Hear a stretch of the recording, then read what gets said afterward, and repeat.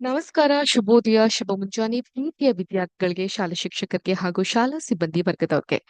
ನಿಮ್ಮೆಲ್ಲರಿಗೂ ಇವತ್ತಿನ ಹೊಸ ವಿಜ್ಞಾನದ ತರಗತಿಗೆ ಸ್ವಾಗತ. ಇಲ್ಲೊಂದು ಹೊಸದೊಂದು ಚಾಪ್ಟರ್ ನ ಹೇಳಕ್ಕಿಂತ ಮುಂಚೆ ಒಬ್ಬ ಬಹಳ ಪ್ರಖ್ಯಾತಿ ಪಡೆದಂತಹ ವಿಜ್ಞಾನಿಯ ಬಗ್ಗೆ ನಾವು ತಿಳ್ಕೊಂತ ಹೋಗ್ಬೇಕು. ಆತ ಮಾಡಿರುವಂತಹ ವಿಜ್ಞಾನದ ಸಿದ್ಧಾಂತದ ಮೇಲೆ ಒಂದು ಲಾ ನಿಯಮ ಅನ್ನೋದೇ ಕ್ರಿಯೇಟ್ ಆಗ್ಬಿಟ್ರೆ.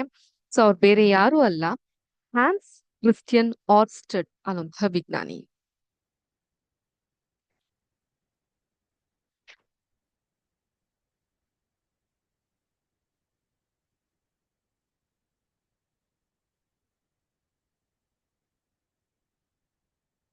ಇವ್ರನ್ನ ಹೀಗೂ ಬರೀಬಹುದು: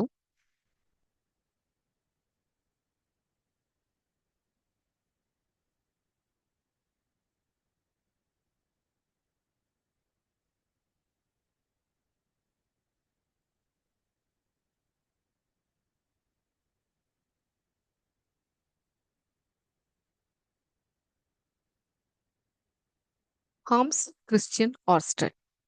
ಇವರು ಡ್ಯಾನಿಶ್ ನ ಭೌತಶಾಸ್ತ್ರಜ್ಞ ಅಂದ್ರೆ ಫಿಸಿಸಿಸ್ಟ್ ಅಂತೀವಿ, ಮತ್ತು ರಸಾಯನ ಶಾಸ್ತ್ರಜ್ಞ ಕೆಮಿಸ್ಟ್ ಅಂತೀವಿ.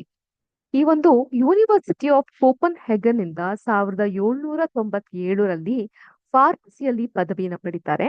ಅವರು 1806ರಲ್ಲಿ ಭೌತಶಾಸ್ತ್ರದ ಪ್ರೊಫೆಸರ್ ಕೂಡ ಆಗಿರ್ತಾರೆ.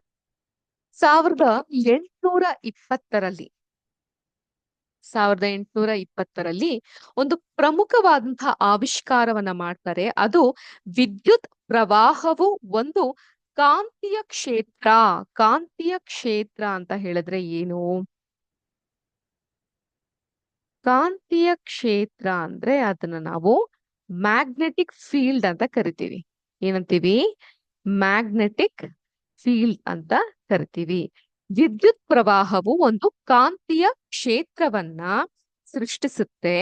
ಈ ಆವಿಷ್ಕಾರವು ವಿದ್ಯುತ್ ಮತ್ತು ಕಾಂತೀಯತೆಯ ನಡುವೆ ಮೊದಲ ಸಂಬಂಧವನ್ನ ಸ್ಥಾಪಿಸ್ತು ಅಂತ ಇವರು ತೋರ್ಸ್ಕೊಟ್ಟಿದ್ರು. ಇದನ್ನ ಆರ್ಸ್ಟೆಡ್ಸ್ ಲಾ ಅಂತ ಕರಿತೀವಿ. ಅಂದ್ರೆ ಆವಿಷ್ಕಾರವನ್ನ ಆರ್ಸ್ಟೆಡ್ಸ್ ನ ಕಾನೂನು ಅಂತ ಕರಿತೀವಿ.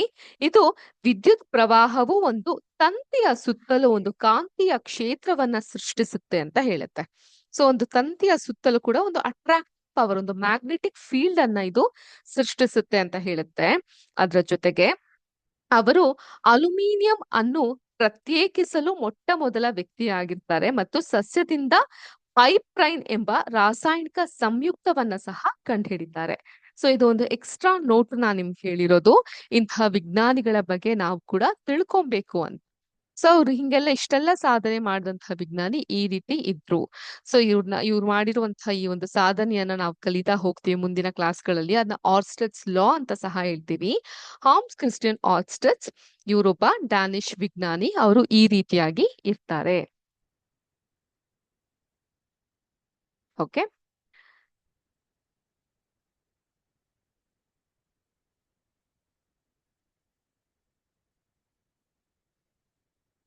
ಇನ್ನು ಈ ರೀತಿಯಾದಂತಹ ಆರ್ಸ್ಟೆಡ್ ಲಾನ ನಿಯಮವನ್ನ ಕಂಡಿಡಿದಂತಹ ಇವರು ಎಲೆಕ್ಟ್ರಿಸಿಟಿ, ವಿದ್ಯುತ್ ಪ್ರವಾಹ ಮತ್ತು ಕಾಂತೀಯತೆ ಇವುಗಳ ನಡುವಿನ ವ್ಯತ್ಯಾಸವನ್ನ, ಅದು ಒಂದು ವೈರ್ ಹೇಗೆ ಅದ್ರ ಸುತ್ತಲೂ ಒಂದು ಮ್ಯಾಗ್ನೆಟಿಕ್ ಫೀಲ್ಡ್ ಅನ್ನ, ಒಂದು ಕಾಂತೀಯ ಕ್ಷೇತ್ರವನ್ನ ಸೃಷ್ಟಿಸುತ್ತೆ ಅನ್ನನ್ನ ಕೂಡ ಇವರು ಕಂಡುಹಿಡಿತಾರೆ.